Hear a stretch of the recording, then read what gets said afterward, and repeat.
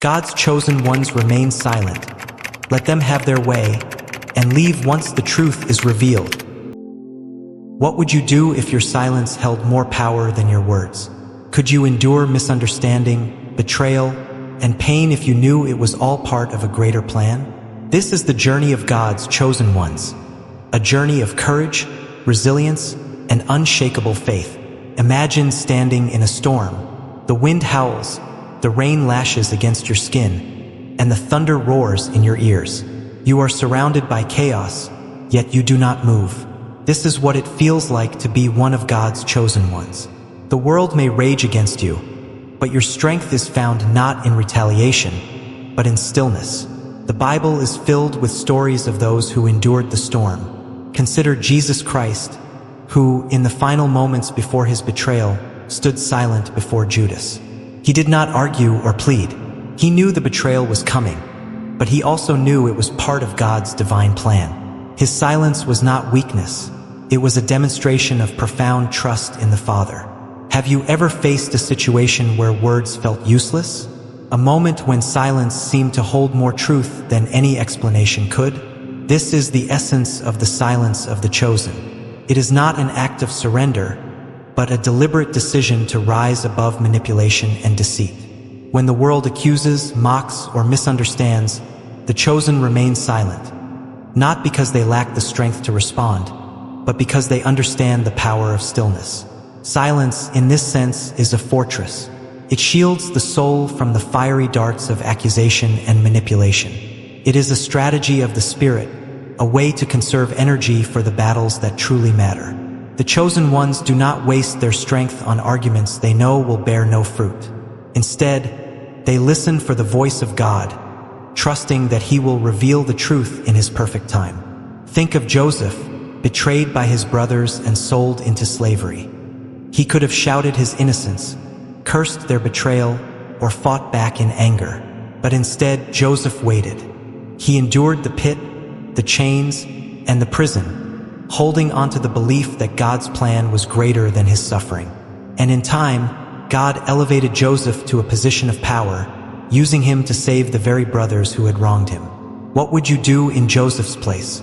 Could you wait in silence, trusting that God sees what others cannot? The silence of the chosen is not passive, it is active trust.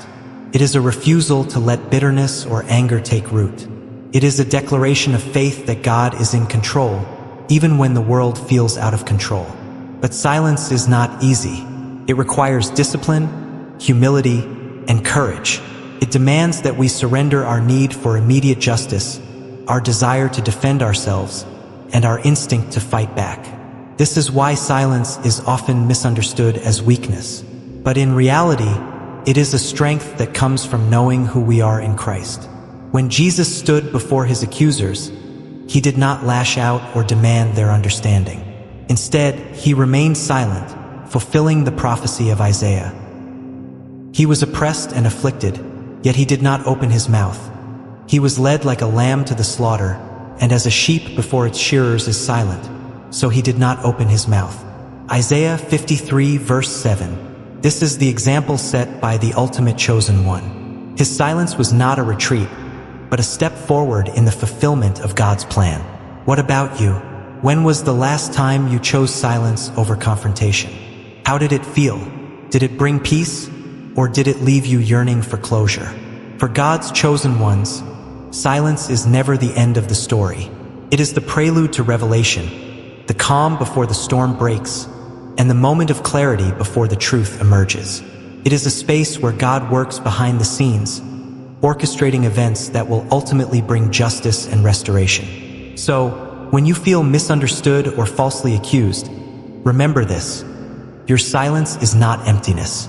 It is an act of faith, a testimony to your trust in God's wisdom and timing. It is a statement that says, I do not need to defend myself, for my God will fight for me. What storms are you facing today? Can you find the courage to stand still, to trust in the silence, and to let God's plan unfold? The silence of the chosen is a gift.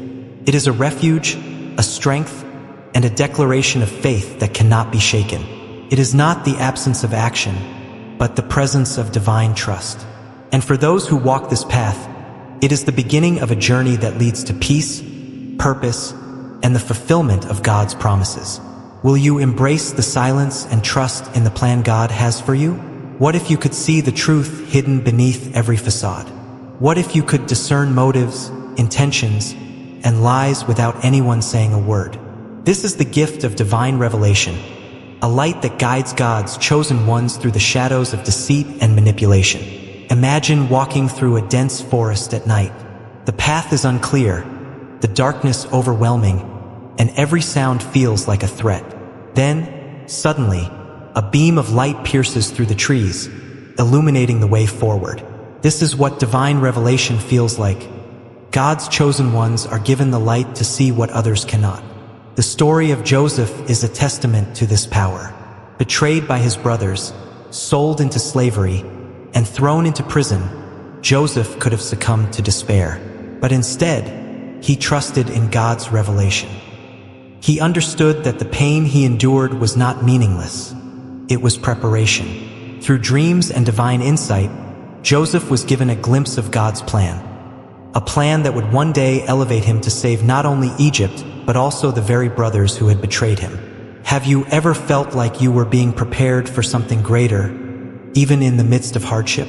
Could it be that your struggles are not obstacles but stepping stones? God's chosen ones have a unique ability to discern the truth. They do not need physical evidence because their faith allows them to see beyond the surface.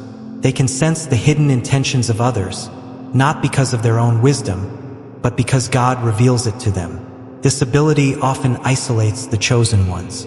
They see what others do not, and their insight can make others uncomfortable.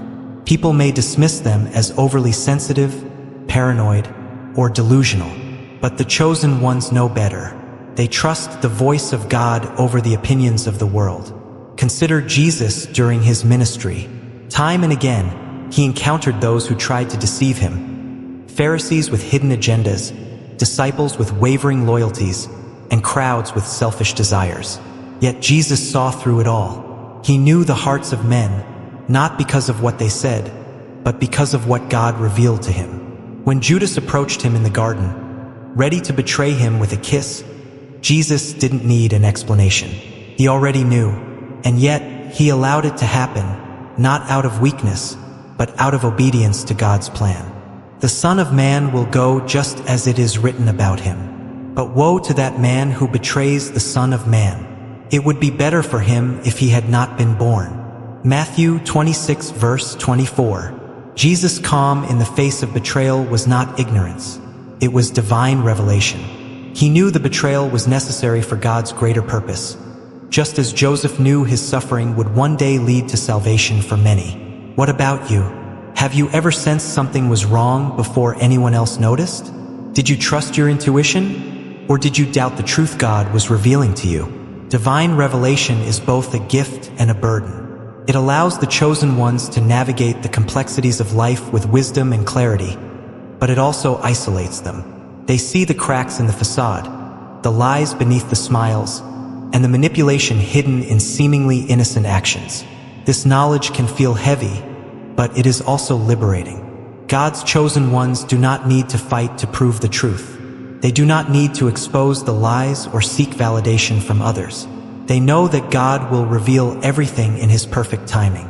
As it is written, "For there is nothing hidden that will not be disclosed, and nothing concealed that will not be known or brought out into the open." Luke 8 verse 17. This trust allows them to move forward with confidence, even when the world seems against them. They do not waste energy on battles that God has already promised to fight for them. Imagine being in a courtroom accused of something you didn't do. Your instinct might be to defend yourself, to argue your innocence passionately.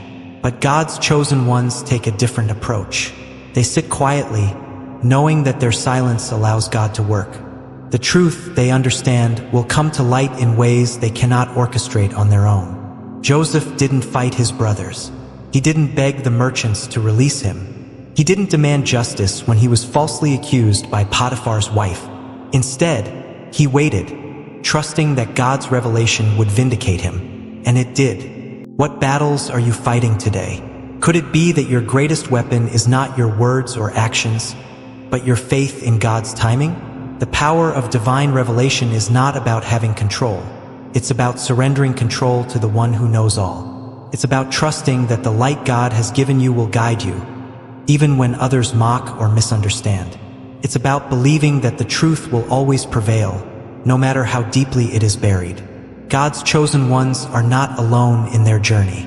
They are guided by a light that never fades, a truth that cannot be silenced, and a God who always keeps his promises. Will you trust in the revelations God has given you? Will you let his light guide you through the darkness? Divine revelation is both a gift and a responsibility. It calls us to see, to trust, and to wait. It reminds us that the truth is never hidden from God, and that his plans are always greater than our understanding. Are you ready to embrace the truth God is revealing to you today? Have you ever considered that letting go might be the most powerful way to hold on? That retreating in silence could speak louder than any argument? This is the wisdom of God's chosen ones, a wisdom rooted in trust, strength, and divine purpose. Imagine holding a rope in a tug of war. The harder you pull, the stronger the resistance. Your hands blister, your arms ache, and the struggle feels endless. But what if, instead of pulling, you let go? The tension breaks, the opposition stumbles, and you are free. This is the power of strategic giving, a deliberate act of release that disarms manipulation and control. God's chosen ones understand that not every battle requires a fight, and not every victory looks like triumph. Sometimes the greatest strength is found in letting go. Consider Jesus on the cross. The ultimate example of strategic giving. He surrendered not out of weakness, but out of purpose. He could have called down legions of angels to save himself, but instead, he chose to give his life, knowing it would bring redemption to the world. Father, forgive them, for they do not know what they are doing. Luke 23 verse 34. In that moment, Jesus displayed the ultimate strength, not in fighting his accusers, but in forgiving them. His surrender was not a defeat but a victory, breaking the chains of sin and death for all who believe. Have you ever held on to something so tightly that it began to hold on to you? What would happen if you let it go? The chosen ones understand this principle. They give strategically, not as an act of submission, but as a declaration of independence. By releasing what others try to control, they free themselves from the chains of manipulation. Take Joseph, for example. When his brothers came to him during the famine, he had every right to retaliate. They had betrayed him, sold him into slavery, and left him for dead. Yet, instead of seeking revenge, Joseph gave them food and forgiveness. You intended to harm me, but God intended it for good to accomplish what is now being done, the saving of many lives. Genesis 50 verse 20. Joseph's act of giving was not about surrendering to his brother's power. It was about reclaiming his own. He chose to rise above their betrayal, showing them that his strength came not from vengeance, but from his trust in God's plan. After the act of giving comes the silent retreat. This is not a retreat born of fear, but one of wisdom. The chosen ones know that their absence speaks volumes. By stepping away, they create a space where manipulators are left to confront their own actions. Imagine a room filled with noise. When one voice grows silent, the others are forced to reckon with the void. This is the power of the silent retreat. It is not about hiding, it is about allowing the absence to do the work that words cannot. When Jesus withdrew to pray in solitude, it was not an escape, but a preparation. His silence allowed him to connect with the Father, to draw strength, and to align his spirit with God's will. But Jesus often withdrew to lonely places and prayed. Luke 5 verse 16. The chosen ones follow this example, retreating not in defeat, but in confidence. They do not need to explain themselves, seek closure, or win the approval of others. They find their peace in God, knowing that his justice will prevail. What about you? Have you ever stepped away from a situation, not out of fear, but to find clarity and peace? What did you discover in the silence? The silent retreat is an act of trust. It is a declaration that the chosen ones do not need to fight every battle or prove every point. They know that God sees all, knows all, and will bring about justice in his perfect time. This retreat is not an end, it is a beginning. It creates a space for transformation, both for the chosen ones and for those who oppose them. When manipulators are left alone with their actions, they are forced to reflect. Some may continue down their path, but others may change, their hearts softened by the absence of resistance. Consider the story of the prodigal son. When the son demanded his inheritance and left, the father did not chase after him. Instead, he let him go, trusting that the son would one day find his way back. And when the son returned, the father welcomed him with open arms, demonstrating the power of unconditional love and patience. The silent retreat of the father was not a sign of abandonment. It was an act of faith. He trusted that God's work in his son's heart would be greater than anything he could say or do. What situations in your life could benefit from a silent retreat? Where could you create space for God to work? For God's chosen ones, the combination of strategic giving and silent retreat is a powerful tool. It breaks the cycle of manipulation, frees the spirit from control, and opens the door for divine intervention. It is a reminder that strength is not always loud, and victory is not always immediate. The chosen ones walk away not because they are weak, but because they are strong enough to trust God's plan. They give not out of obligation, but out of wisdom. And in their silence, they find peace, purpose, and the assurance that God is always working for their good. Will you embrace the strength of letting go? Will you trust in the power of silence to transform your battles? What would your life look like if you let go of what no longer serves you? How could your silence create space for God to work in ways you cannot yet see? The chosen ones are not bound by the expectations of the world. They live by a higher calling, trusting in God's timing, wisdom, and justice. Their journey is one of faith, courage, and the quiet strength to let go and let God.